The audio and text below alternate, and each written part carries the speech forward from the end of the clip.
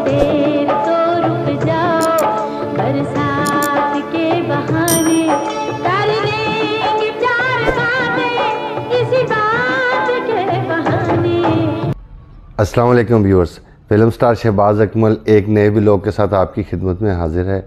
Viewers, आज का जो व्लॉग है वो एक मुनफरिद फ़नकारा थी हमारी माजी की, जिनका नाम बिंदिया था। उनका चेहरा, जिनकी आंखें, एक्सप्रेशन और आवाज़, ये ऐसी तीनों चीज़ें थी जिनकी वजह से उन्होंने टेलीविज़न पे भी और थिएटर पे भी और फ़िल्म इंडस्ट्री में भी अपनी एक मखसूस जगह बनाई, और वो आज भी लोगों को याद है, उनके दिलों में वो बसती हैं, उनका वो एक्सप्रेशन और वो सारा कुछ। तो उस सब चीज़ को देखते हुए मैंने कहा उनकी ज़िंदगी पे भी, जो भी उनकी ज़िंदगी जैसे बीती, जैसे उनके हालात गुज़रे, जैसे उन्होंने फ़िल्में की, वो थोड़ा सा खुलासा जो था वो मैं आपकी नज़र करना चाहता हूँ।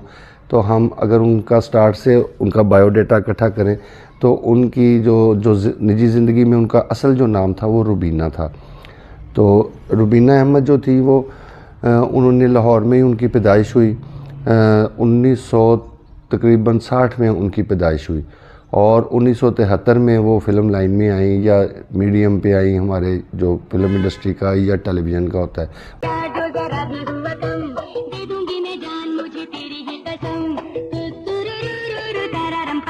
उससे पहले उन्होंने तलीम अपनी हासिल की और तलीम उन्होंने जो लाहौर यूनिवर्सिटी से हासिल की, और बड़े पढ़े लिखे जो फैमिली थी उनसे उनका ताल्लुक़ था। जो उनके दो बड़े भाई थे वो भी जो थे वो गवर्नमेंट सर्वेंट थे, बड़े अच्छी जॉब करते थे। तो स्टार्ट में उनका तो ज़हन नहीं था कि बिंदिया बेगम का कि मैं फ़िल्म इंडस्ट्री में आऊँगी या और ऐसी जगहों पे जाऊँगी, लेकिन तलीम हासिल करने के बाद उस दौर में ऐसा था कि जो लड़कियां पौश होती थीं या पढ़ी लिखी होती थी, अगर वो आना चाहती थी तो वो सबसे पहले एंकर बनती थी, टेलीविज़न पे ख़बरों में आना वो चाहती थी। तो उन्होंने जब वो ट्राई किया और पास हो गई, उन्होंने कहा कि भी फिर स्टार्ट में उन्होंने ख़बरें पढ़ना शुरू कर दिया पीटीवी पे। तो वहाँ से उनका जो था वो फ़नी कैरियर का आगाज़ हुआ बिंदिया बेगम का, और आहिस्ता आहिस्ता उन्होंने फिर थिएटर पे भी जाना शुरू कर दिया और थिएटर के ड्रामे भी किए और टेलीविज़न के ड्रामे भी किए। उसके बाद उन्होंने फ़िल्म लाइन में भी कदम रखा।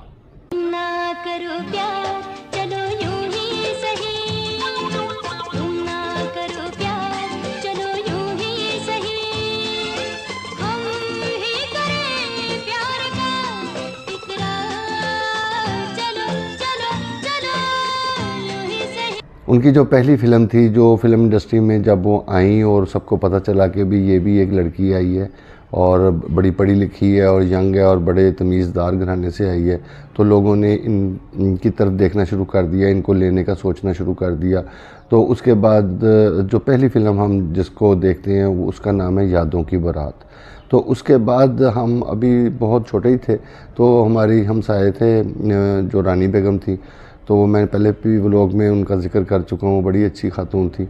तो उनकी शूटिंग हमने देखी, हम छोटे छोटे थे, तो हमारे घर के सामने बेगम जान एक फ़िल्म थी, उसकी शूटिंग हुई, और वो बड़ी हम अजीब सा माहौल देखा कि वो इतना ड्रेस पहना हुआ है और वो पठानी बनी हुई हैं रानी बेगम, क्योंकि वो हमारे हमसाये थे। तो उन्होंने हसन तारक साहब जो थे उनके मियाँ थे, तो उनकी वजह से वहीं पे उन्होंने शूटिंग कर ली कि ये ऐसा सीक्वेंस है कि यहाँ पे हम काम कर लेते। वो मैं इधर ट्रैक से हट के उधर चला गया, तो पुरानी यादें आ गई मुझे। तो रानी बेगम की उस जो फ़िल्म थी बेगम जान, उसमें बिंदिया बेगम, उसमें भी उन्होंने काम किया। नहीं, मुझे मत मारो बेगम। बेगम जान तुमको नहीं मारेगा लड़की, तुम तो बेकसूर है, ये तो हमारा नसीब खराब था। जाओ, चली जाओ। बेगम जान, तुमने से मार के सबका इंतकाम ले लिया है, तुम भाग जाओ। तो उसके बाद जो असल पजीराई मिली जो बिंदिया बेगम को, जिससे इंडस्ट्री में उनका नाम होने लगा, वो एक वहीद मुराद साहब के साथ उनका गाना पिक्चराइज हुआ एक फ़िल्म में। तो उस फिल्म का नाम था आवाज़। तो उसके बोल कुछ यूँ थे गाने के शायद कि ये हरी भरी आबादियाँ। तो बड़ा खूबसूरत गाना था उस दौर का, बड़ा ज़बरदस्त वो सुपर हिट गाना हुआ। और जो वहीद मुराद साहब थे, वो आप समझ लें कि ये उनकी कामयाबियों वाली जो फ़िल्में थीं, जो बड़ी सुपर हिट फ़िल्में थीं, उनमें से ये जो फ़िल्म थी आवाज़, ये उनकी लिस्ट की आखिरी फ़िल्म थी। उसके बाद फिर वो आहिस्ता आहिस्ता ना पीछे जाने लगे और फिर कोई ऐसी फ़िल्म सुपर हिट ना हो सकी।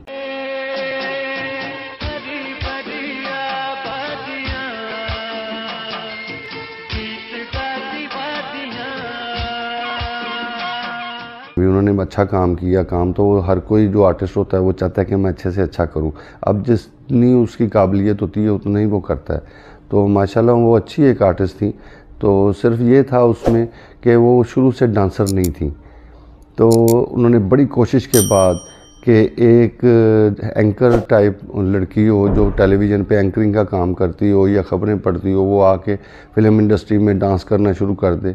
तो उन्होंने पूरी कोशिश की, बड़े अच्छे तरीके से डांस भी किया। लेकिन जो मेरे अंदाज़े के मुताबिक उनका वो जो फ़िल्म इंडस्ट्री में औरतों का एक अंग बनता है, मतलब डांस में ना एक अंग होता है, समझ लें लचक होती है, वो उनमें नहीं थी। तो वो 1 2 3 4 वाला सिस्टम था। लेकिन उन्होंने फिर भी बहुत अच्छी कोशिश की और बड़ा बेहतरीन उन्होंने काम किया। तो उसके बाद मेरे ज़हन में एक फ़िल्म आ रही है जिसका नाम था बहन भाई। तो उसमें भी उन्होंने बड़ा बेहतरीन काम किया, परफॉर्मेंस के लिहाज से वो नंबर 1 थी। और उसके बाद फिर वादे की ज़ंजीर एक फ़िल्म थी, जी बिल्कुल, वादे की ज़ंजीर एक फ़िल्म थी, उसमें भी उन्होंने बेहतरीन काम किया। और इसी तरह 80 की दहाई तक उन्होंने काफ़ी अच्छा काम किया और बड़ी पजीराई मिली। अवाम भी उनको चाहती थी, बड़े लोग उनको चाहते थे कि ये ज़्यादा बेहतर काम करें और भी फ़िल्मों में हम इनको देख सकें। फिर इन पे एक गाना और पिक्चराइज़ हुआ जिसमें इनके साथ मोहम्मद अली साहब ने इनका साथ दिया और फ़िल्म का नाम था बड़ा आदमी। तो वो गाना बड़ा मशहूर हुआ उस ज़माने में और ज़द-ए-आम हुआ। तो उस गाने के बोल कुछ यूँ थे, कुछ देर तो रुक जाओ बरसात के बहाने, कर लेंगे चंद बातें इसी बात के बहाने। कुछ देर तो रुक जाओ बरसात के बहाने, कर लेंगे चार बातें इसी बात के बहाने। और उसके बाद 1982 में इनकी एक फ़िल्म आई जिसका नाम था संग दिल, वो भी बड़ी मशहूर फ़िल्म हुई। तो उसके बाद आंगन फ़िल्म आई, एक दिन बहू का वो फ़िल्म थी वो आई। उसके बाद मिस्टर अफलातून, रुस्तम, जूड़ा और ऐसी और बहुत सी फ़िल्में उन्होंने की। लेकिन उनका जो तादाद है वो किसी आम हीरोइन से कम है। लेकिन उन्होंने जितना भी उनको काम दिया गया माशाल्लाह उन्होंने बड़ा अच्छा उन्होंने किया। आजकल अमेरिका में वो सेटअप है और वो कैसे अमेरिका तक गई वो भी मैं आपको सारी तफसील इंशाल्लाह बताता हूँ। पिछले साल जब ज़मीनों पर गई थी वहाँ मुलाकात की थी। बहुत अच्छे ख़ानदान का लड़का है। उनका बैंकॉक, सिंगापुर, हांगकांग में बिजनेस भी है।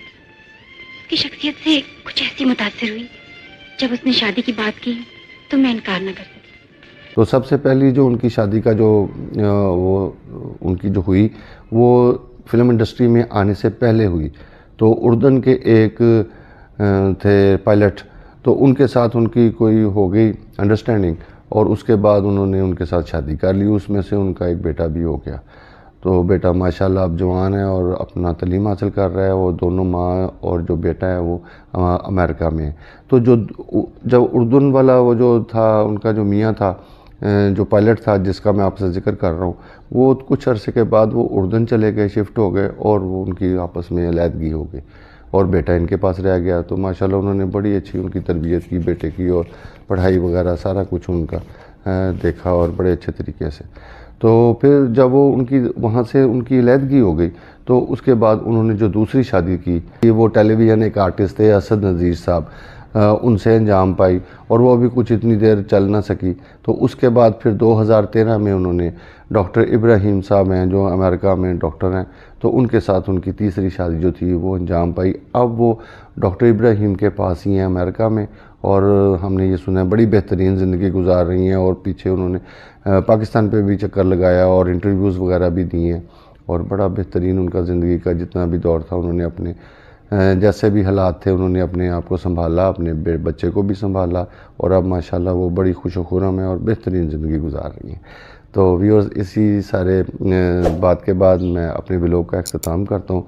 नेक्स्ट व्लॉग में जल्दी मुलाकात होगी, तब तक के लिए अल्लाह हाफ़िज़।